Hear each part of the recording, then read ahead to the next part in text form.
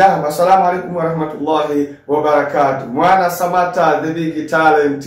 Kuna kitu kimoja nipende kukitambulisha. Jamani, herufi za Kiarabu au lugha ya Kiarabu kwa kifupi huwa inaandikwa kuanzia kulia kwenda kushoto. Tuko pamoja, lakini zingatia hilo. Sio kaanza kushoto kwenda kulia. Na ndio maana hata zile herufi zetu kama makumbuka ukizitazama zinavyoandikwa zinaanza kulia kwenda kushoto. Hii kanuni lazima niwaambie ili msimu kapata tabu baadaye katika kuendelea na haya masomo. Tuko pamoja, zingatieni hilo. Kama unavyoona bei hapo, unaona voandikwa imeanza kulia kwenda kushoto. Kwa hiyo lugha yetu ya Kiarabu inaandikwa kuanzia kulia kule kwenda kushoto. Tuko pamoja, zingatieni hilo.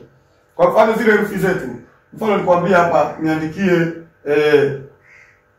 herufi B na D ambazo ziko pamoja. Kwa hiyo Kiarabu unaona sasa kwanza kuandika B itaanzia kule, D itakuja huku. Maana kwa sababu herufi kuandika kwake Kiarabu tunaanzia kulia kwenda kushoto. Sio kaandika kama hivi. Hii ni kosa. Kwa sababu unaona herufi D ndio ya kwanza, D ni ya pili. Kwa hiyo kwenye Kiarabu B inakuwa ya kwanza na kwa kule kulia, D inafuata, dali inafuata mbele. Zingatieni hili sana, naomba sana chonde. Zingatieni herufi za Kiarabu na miandiko yake tunaanzia kulia kwenda wapi jamani? Kushoto. Samata the big talent, hatuachi kitu. Tutakula nyama mpaka mifupa. Asante sana.